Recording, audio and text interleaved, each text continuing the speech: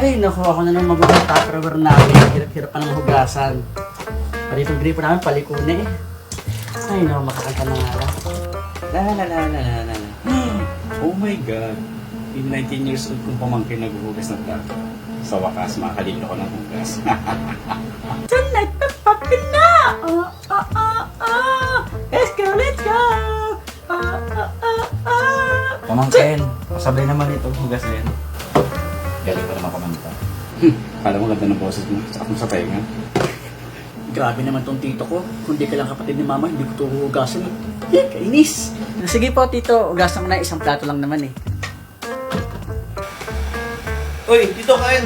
Hindi, tapos na akong kumain. Tinahugasan ko na yung plato sa kapatid mo. Sigurado ka? Kumakain na naman tong batang to. Araw-araw, gabi-gabi na kumakain. Sarap ng buhay. Buti na lang tumanggi ka dito. Akala mo bibigyan talaga kita. Asa ka pa. Kulang ka sa akin to, no? Hindi ka ba talaga kakain talaga dito? Madami pa to, oh. Sobra-sobra sa atin to. Ay, sa wakas. Natapos din. Dami kong hugasan. Ay, ito pa isang kapatid. Kung kumain isang bagaw-baw, wala na akong ginawa kundi magugas ng plato. Sa kakahugas ko ng plato, tumaas na hairlines ko. Ay, grabe, inis na inis talaga ako. O Bunso, ngayon ka pala pakakain? Opo eh. Anong oras na? O siya, sige, pagkatapos ng kumain dyan na, lagyan mo na sa lababo ako na maghugas niya na. Salamat, Kaya, sige. Hindi talaga lang kuya ko. Buti pa itong pamangkin ko, napakabait at nagmana sa akin, mataas din ng hairline. Pero itong isang pamangkin ko, napakalakas kumain. Yan na lang yata yung ginagawa niya araw-araw. Bakit sa tuwing kumakain ako, lagi akong pinapanood ng tito ko? Pero maiba tayo. 21 years old ka lang ba talaga? O senior citizen ka na?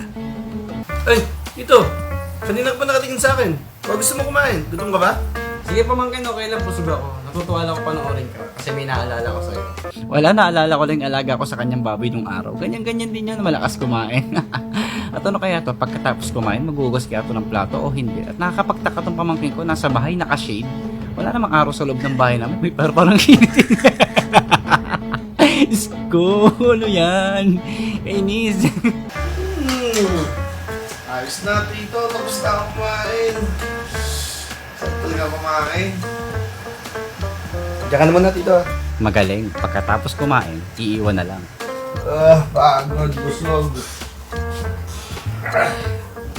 Sabi ko na nga be, ito yung gagawin nito. Pagkatapos kumain, may ihiga. Napakasarap ng buhay. Naalala ko yung biik namin, ganyan-ganyan, kaya mabilis lumaki. Pagkatapos kumain, matutulog. Ay, success na pag-withdraw. Ano to? Grabe, meron na naman platong di naggugas. Sinabi rin sa kapatid ko na ako magugas. Ako talaga pinaggugas. Ano yung pagkakain na tulog na lang? Para talaga kami may alagang baboy dito ah.